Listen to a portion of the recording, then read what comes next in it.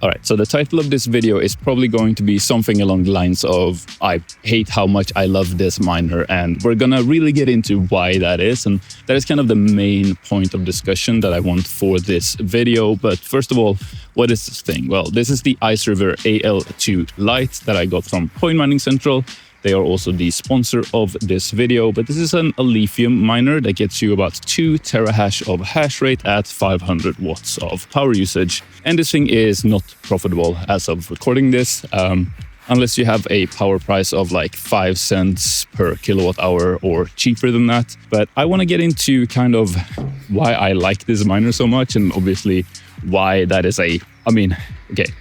when I say like, I don't mean that you should go out and buy this miner necessarily, because there are definitely better options out there right now.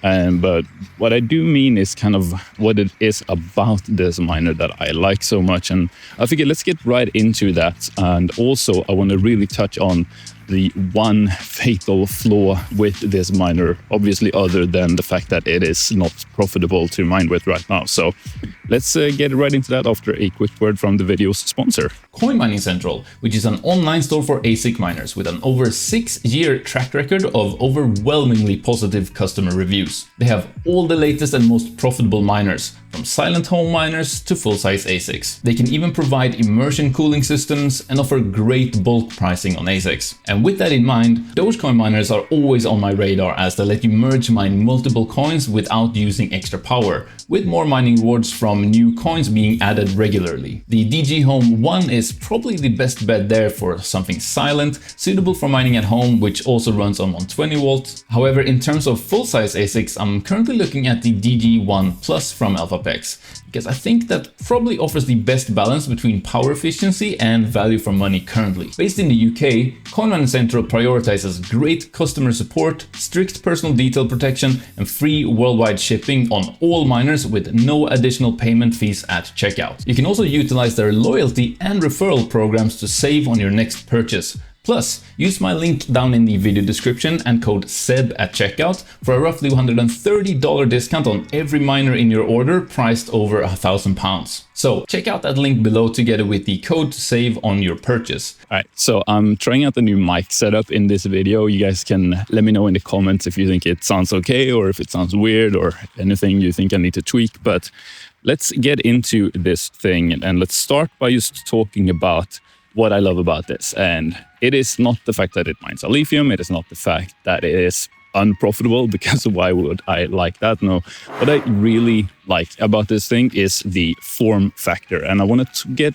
more into why I think these types of miners are really important to be made. And I really wish that more manufacturers made their miners in this exact setup, right? Like this exact form factor, size, power consumption, all of that stuff. So let's jump into it, and then also get into the fatal flaw that IceRiver has made when designing this thing. So first of all, what is the deal with this? Why do I love it so much? Well, the biggest point here is that it is the same chips as in the full-size ASICs. So the actual ASIC chips, the mining, hardware within this thing, is the same as in sort of the big boy full-size ASIC miners. And what that essentially means, and why that is so good, is because it levels the playing field between, the big industrial miners and us at-home smaller time miners,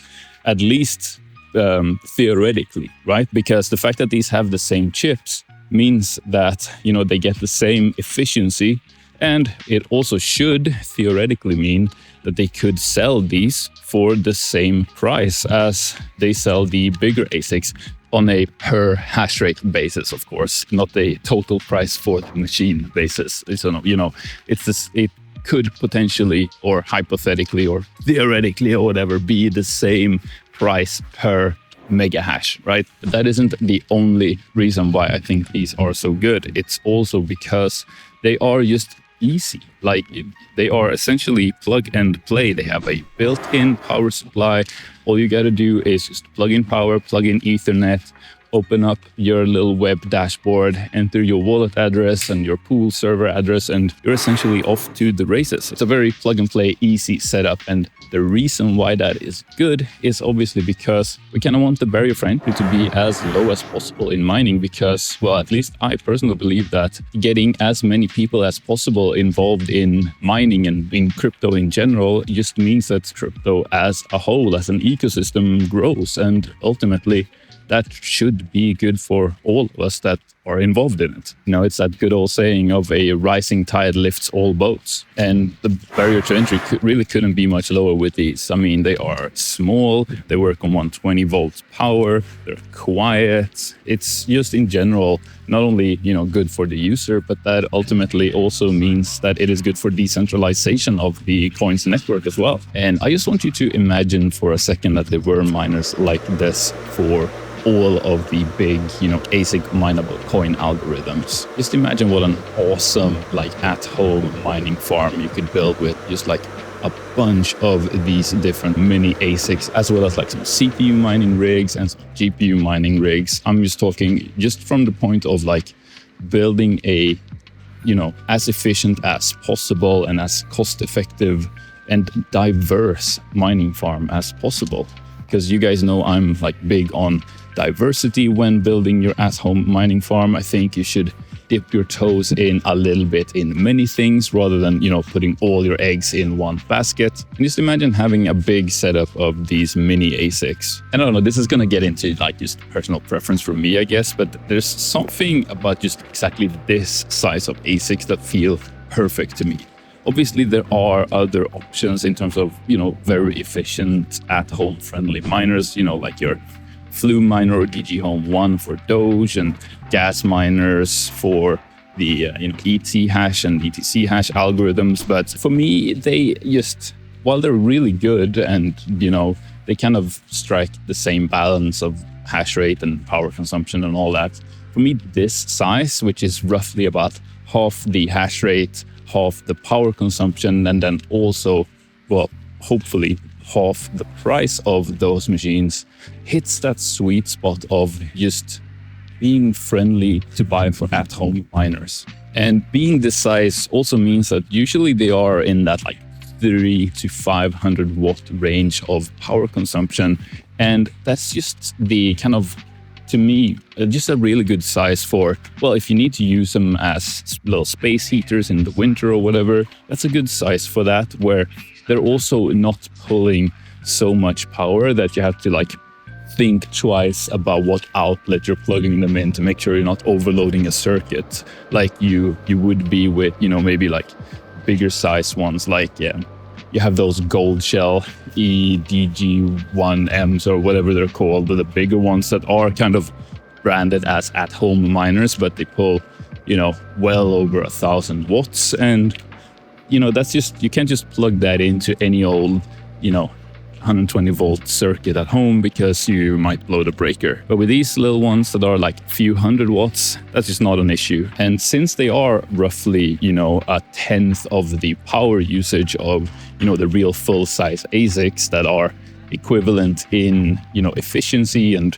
well, hopefully also hash per dollar, that means that if we had these types of miners for all the different algorithms, like let's imagine that, you know, Bitmain also made miners of this size using their same chips as in their full-size ASICs. Because they are also, or at least should then also be about a tenth of the price. You know, they use a tenth of the power, they get a tenth of the hash rate, but they should then also be a tenth of the price or possibly a little bit more. That means that as a, you know, at-home miner, you could, rather than spending, you know, 10 times the amount of money to buy one full-size ASIC miner and just put all your eggs in one basket, as I already said, and just hope that that is going to be the one coin that really pops off, or the one, you know, mining algorithm that turns out to be really good and profitable at the efficiency level that you have in the long term. Instead, you could spend roughly the same amount of money and just spread that between 10 different miners for 10 different algorithms that are all still performing at the top range in terms of just performance and power efficiency and all that for those mining algorithms. And then you spread the risk out so much more. And not only that, but like, wouldn't that just be, to me, that is just so much more fun as well. Like, imagine setting up 10 different of these little miners for 10 different algorithms, and you could like spread them out throughout your house to kind of use one as a space heater for every room in your house. Well, if you're lucky enough to have a space with 10 plus rooms, right? But it's just that sounds so much more fun than just setting this one massive loud 3000 plus watt miner up. Now, don't get me wrong, I obviously know that there have been small at-home friendly miners for years upon years upon years, but my point is that like with them, we're usually always compromising on at least one aspect. So be that they would be way more expensive per hash of mining performance, or they have terrible mining efficiency compared to the full-size ASICs, or they might just be so low power in general that like it doesn't feel worth the effort. The same mining efficiency, but a tenth of the price and a tenth of the hash rate compared to full-size ASICs really strikes a good balance. But if you're getting the same efficiency and price per hash, let's say, but it's like a 50th of the total hash rate, it's like, even if it's profitable at that point, it's like maybe a few pennies a day at most, maybe not even $1 a month.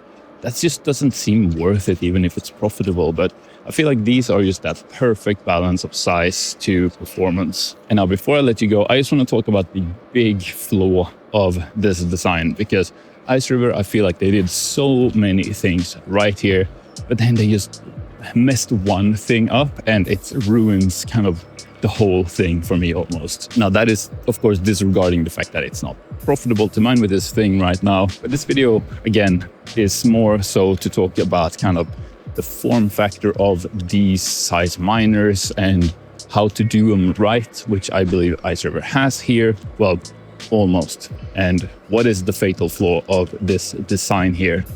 And that is that the fans are blowing the wrong direction, in my opinion. So let me explain why I'm saying that. Well, it's a very simple reason, to be honest, and that is that the hot air is being blown out on the side where the cables plug in. And so why do I think that is such a big deal? Well, it's a big deal because kind of no matter what situation you want to be, setting these miners up, that's just not a good way for sort of the airflow to work in these things. So let's start with, let's say you're an at-home miner and you're starting out, you're buying a couple of these for different algorithms. We're imagining that they are profitable in this little hypothetical scenario, right? And you want to be using them kind of to mine, but also to kind of double as space heaters. So what do? Well, plug them in somewhere and, the cable, quote unquote, comes out the back of these, right? Which means that's the side you're going to be facing into the wall, because that's just what makes, physical sense, is to put, the cable towards the outlet in the wall and where the Ethernet is coming from. And that just means these are going to shoot out all of their hot air kind of into the corner, into the wall where, the power cord is coming from. Like, yes, can you turn it around and have the cable snake around it? Of course you can, but that's silly. And some of you might say this is nitpicking, and it is a little bit, maybe, but it gets worse when you start looking at, okay, well, what if there actually start being this size miners for a lot of different algorithms, and they're the same efficiencies, and they do offer a good value proposition in terms of dollar per hash. I want to start building up a farm of many of these for different algorithms. Well, at some point, you're going to start having to deal with the heat coming out of these. And this is something that I've been sort of dealing with, throughout my mining journey, of just when you have a bunch of different miners that all generate heat, you have to get rid of that heat somehow in as efficient a manner as possible. And one of the best solutions for that, which I've been using for a very long time and I recommend to a lot of people, is to build some sort of makeshift hot-cold aisle, where you're essentially separating the side of your miners where the hot air comes out from the side of the miner where the cold air comes in. And a very easy way of doing that, which I've shown you guys that is the way I'm doing it, and have plenty of videos kind of showing you how to do it on my channel, is to just kind of put a piece of styrofoam in a window, keep that window open, and then just cut little holes in the styrofoam where you plug in the hot side of your mining equipment. And that means all of the hot air is essentially being trapped on the window side by the styrofoam and has nowhere to go other than to leave the building out of the open window, which means it won't heat up your room, and it won't heat up, more importantly, the side of the styrofoam where the cooler air is being sucked into the miner. But because these miners have the cables on that side, not only does that make it awkward that you either have to sort of run your cables inside the hot aisle, which, like, just from a physics point of view, that's not good for power efficiency, because more heat means more electrical resistance, which means they need to pull more power. And that's not considering the fact that it's potentially be a fire hazard, and it's just awkward to pull all of your cables through the hot aisle. Like, imagine if you need to just unplug and replug the Ethernet. It's a hassle. Whereas if, the cables come out on the cold side, well, then you just unplug them and plug them back in, and no biggie. This, of course, becomes even more of a hassle if you have like an actual bigger size farm with proper, hot and cold aisle setups. And if you're not sure about kind of what I'm saying here, just look at big full-size ASIC miners. They have all of their cables coming out of the, cold side, so to speak, the intake side of the miner. And that is not by chance. It's not because all of the different manufacturers for full-size ASIC miners just kind of decided on a whim to make it like that.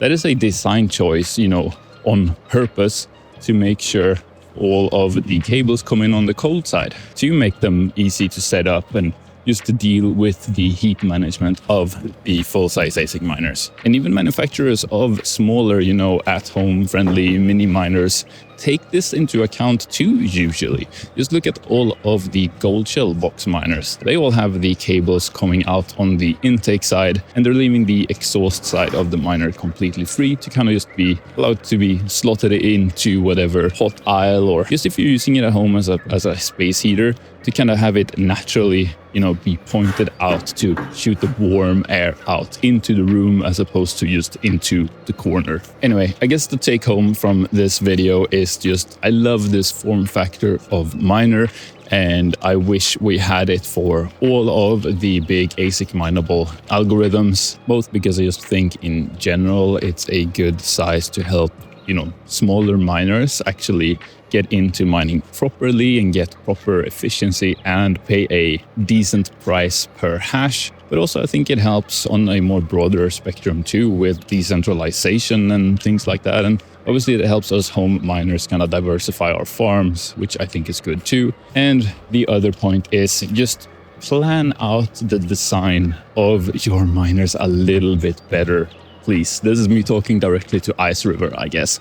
You swap the design around, have the cables plug in on the intake side, leave the exhaust side free to be able to slot it into a sort of hot aisle setup, or just for it to be, pointing out from the wall as opposed to into the wall. All right. Thank you guys for watching. On the screen here, I'll put another video that YouTube thinks you'll really like. So go check that out, and I'll see you there. Thank you for watching.